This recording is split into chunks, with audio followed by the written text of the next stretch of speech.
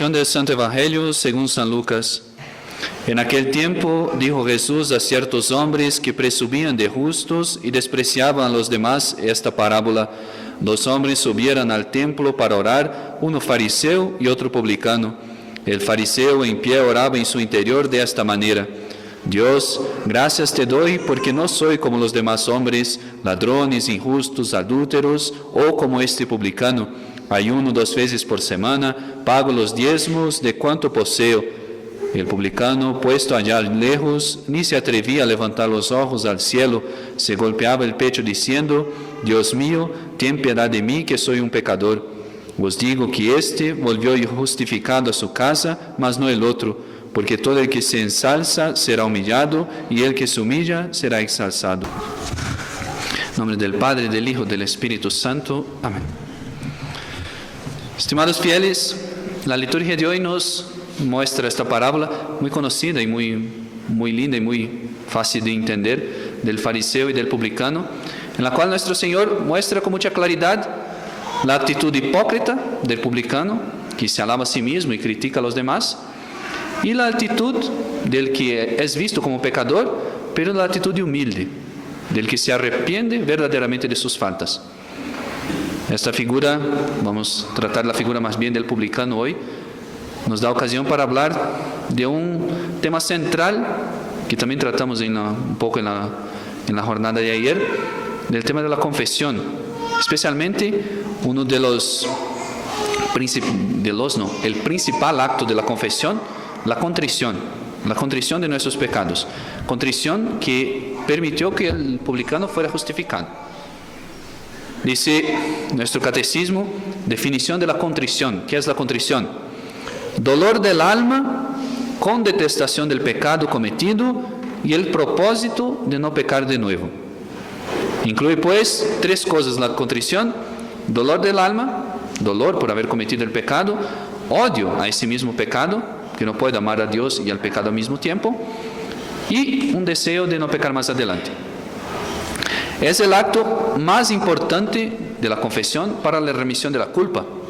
Porque, aunque en un caso de urgencia, yo podría recibir la absolución sin un examen de conciencia, se podría. Podría salvarme sin hacer cumplir la penitencia en este mundo, podría. Podría incluso recibir la gracia de Dios con un acto de contrición perfecta sin la confesión sacramental, se podría. Pero no se podría ser perdonado sin la contrición. No hay posibilidad de recibir la gracia de Dios sin la contrición de los pecados. ¿Y por qué es así? Porque la contrición es el movimiento de rechazo del pecado y de cercanía hacia Dios. No puede una persona, como decía, amar al pecado y amar a Dios. El movimiento de la contrición es ese movimiento que parte de un principio afastándose del pecado, y es ese mismo afastarse del pecado que nos lleva a acercarnos a Dios. No pueden convivir las dos cosas juntas, el pecado en nuestra alma y Dios. De hecho, si hay en el alma un acto de contrición perfecta, es decir, dolor del pecado movido solamente por amor a Dios que ha ofendido, el alma ya recibe la gracia antes de la confesión. Pero me preguntarán entonces, ¿para qué confesarme? ¿Para qué la fila de confesión? Primero porque no hay verdadera contrición si no incluye el deseo, al menos implícito, de la confesión. No puedo recibir la gracia sin tener el deseo de confesarme. Puedo recibir antes de confesarme, pero no sin tener el deseo de confesarme. Y por otro lado, porque nadie puede estar cierto de haber hecho un acto de contrición perfecta. Suelen nuestros actos de contrición ser muy imperfectos, conllevar motivos humanos, no ser solamente por puro amor a Dios, a veces por el temor del infierno, por el temor de un castigo, actos imperfectos que la confesión transforma en actos de contrición perfecto.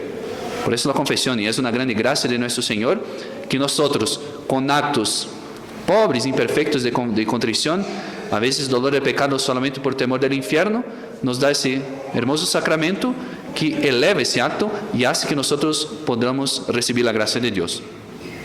Así pues, contrición es condición necesaria para ser perdonado.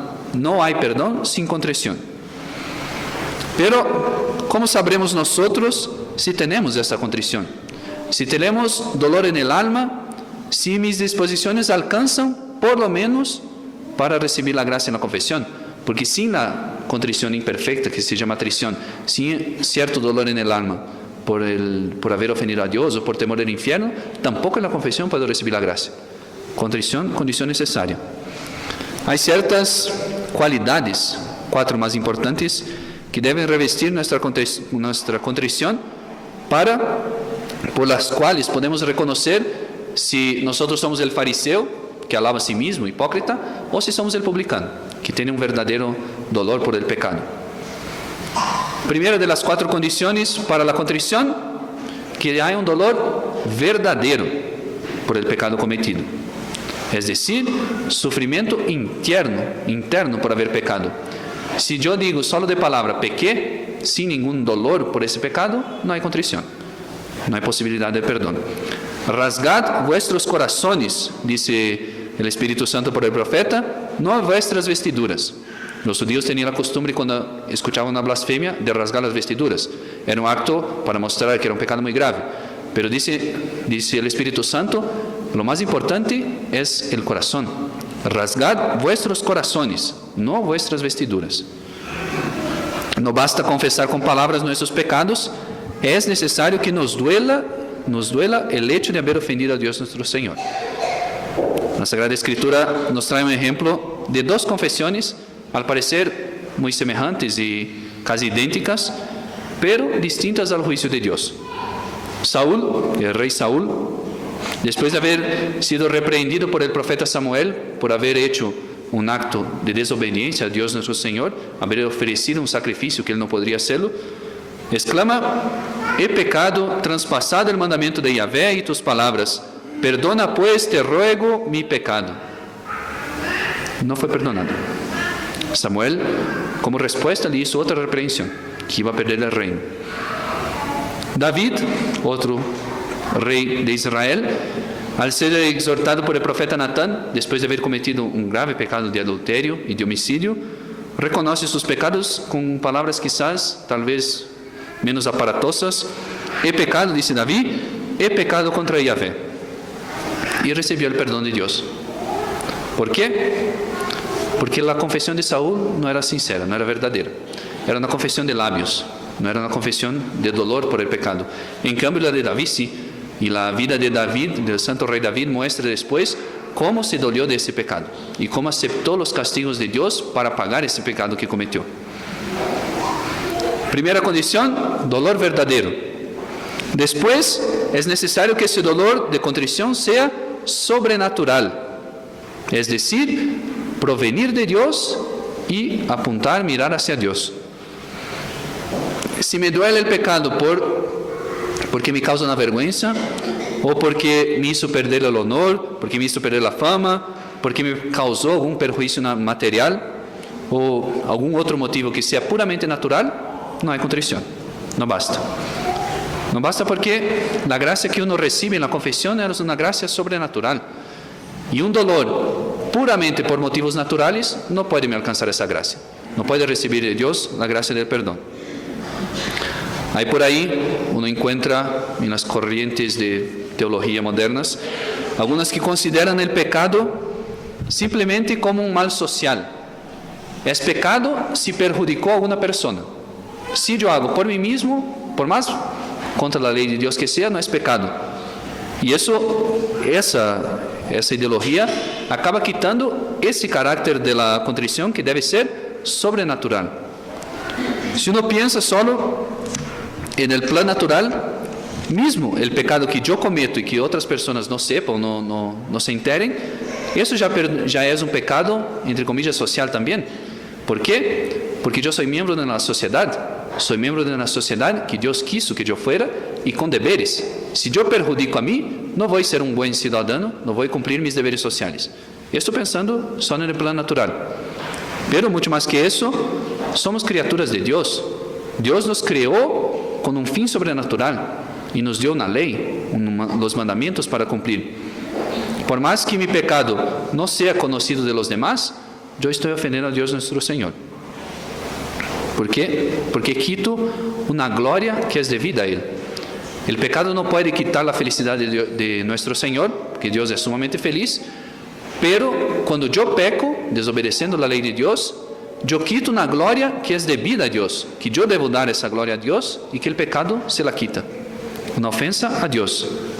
Y este es el mal más grande del pecado. No es tanto la ofensa que uno también es, que uno hace al otro, pero mucho más a Dios nuestro Señor, que nos crió. Por haber ofendido, dice nuestro acto de contrición, dolor, por haber ofendido a un Dios tan bueno y tan grande como vos. Es el principal motivo de la contrición. Dice, recordemos al hijo pródigo, cuando se presentó delante de su padre a la vuelta: Padre, pequé contra el cielo y contra ti. Es verdad, pequé contra ti, pero antes pequé contra el cielo. El pecado, ante todo, es una ofensa a Dios nuestro Señor. Entonces, contrición, que tiene que ser verdadera, tiene que ser sobrenatural y tiene que ser suma. Es decir, dolerse del pecado más que de cualquier otro mal. De hecho, era una divisa de los santos decir, y decirlo con sinceridad, con verdad: antes morir que pecar. Antes la muerte, que para algunos quizás es el mal más grande que uno puede pensar, antes morir que pecar. El que prefiere, por ejemplo, mentir antes que revelar alguna debilidad o antes que herir la debilidad de otra persona, muestra que todavía no odia el pecado como debería. No tiene contrición, esa suma de la contrición. No se duele del pecado más que de cualquier otro mal.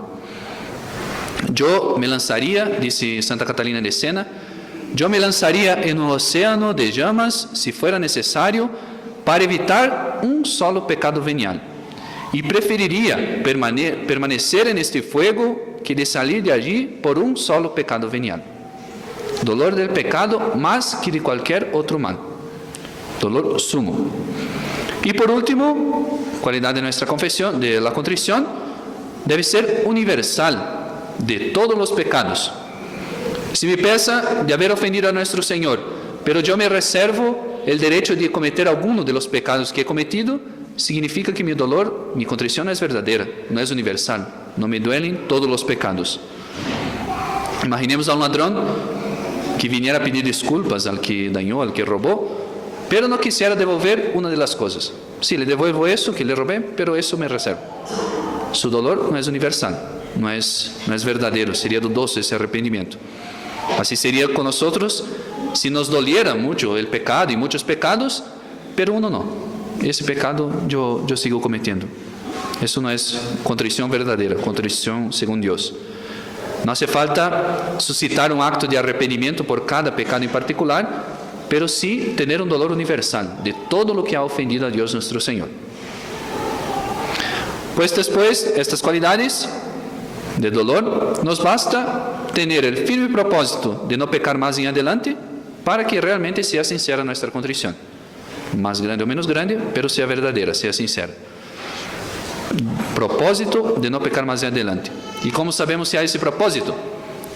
Nos dice San Juan María Vianney, hablando justamente del tema de la contrición en un sermón, que de 3 modos se pueden conocer la firmeza del propósito de enmienda, del propósito de no pecar más en adelante.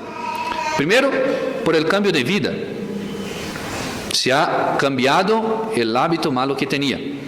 Después, por la fuga de las ocasiones de pecar. Si había una ocasión que pecaba, después de la confesión, no volvió más a esa ocasión, o intenta evitar esas ocasiones. Y por último, por el trabajo por cambiar de conducta.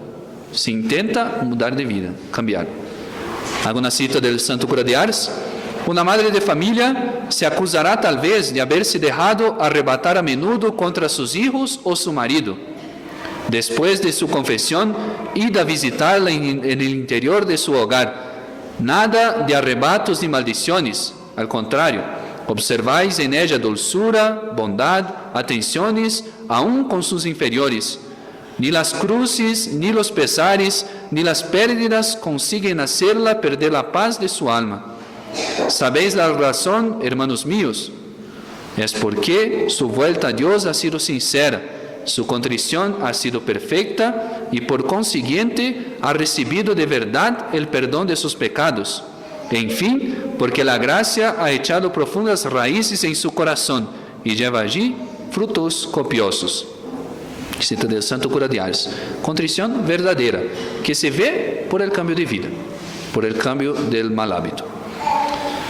Y a nosotros, ¿cómo podemos conseguir ese dolor que sea a la vez verdadero, sobrenatural, universal y sumo? ¿Cómo lograr ese dolor para nuestra alma, para nuestros pecados? Es una gracia de Dios. El dolor del alma es una gracia de Dios. Hay que pedírselo muy a menudo. De hecho, los santos pidieron muchas esas gracias. ¿Por qué los santos tenían lágrimas en sus confesiones? Se dolían de sus pecados porque pidieron la gracia del dolor. Santa Margarita, por ejemplo, lloró toda su vida por un pecado venial, por haber en su niñez dicho una mentira a su mamá. Toda la vida, hasta el último día de su vida, lloraba ese pecado. ¿Por qué? Porque pidió esa gracia del dolor del alma. Para nosotros, un medio de disponernos a esa gracia y al mismo tiempo pedírsela es el rosario, meditar el Santo Rosario, especialmente los misterios dolorosos. ¿Cómo no mover el corazón contemplando a un Dios que murió por nosotros, que fue coronado de espinas, flagelado, crucificado, para perdonar nuestros pecados? Ese debe ser el gran motivo de nuestra contrición, haber crucificado a nuestro Señor Jesucristo con nuestros pecados. De hecho, si uno nos presentara un martillo y dijera, clave eso en la mano de nuestro Señor Jesucristo, nosotros no lo haríamos. Pero, ¿por qué murió nuestro Señor? Sino para pagar nuestros pecados. Si nosotros seguimos en el mismo pecado y no tenemos esa buena disposición de salir de ahí, seguimos crucificando a nuestro Señor Jesucristo. Pidamos, pues, estimados fieles, la gracia de una verdadera, sincera contrición de nuestros pecados. Esa gracia que limpa nuestra alma, establece el estado de amistad verdadera con Dios nuestro Señor y nos hace felices ya en esta vida por saber soportar los sacrificios para reparar esos pecados y nos alcanza el gran premio de la vida eterna. Que Nuestra Señora ruegue por nosotros y que nos dé firmeza también a nuestros propósitos. Ave María Purísima. En nombre del Padre, del Hijo y del Espíritu Santo. Amén.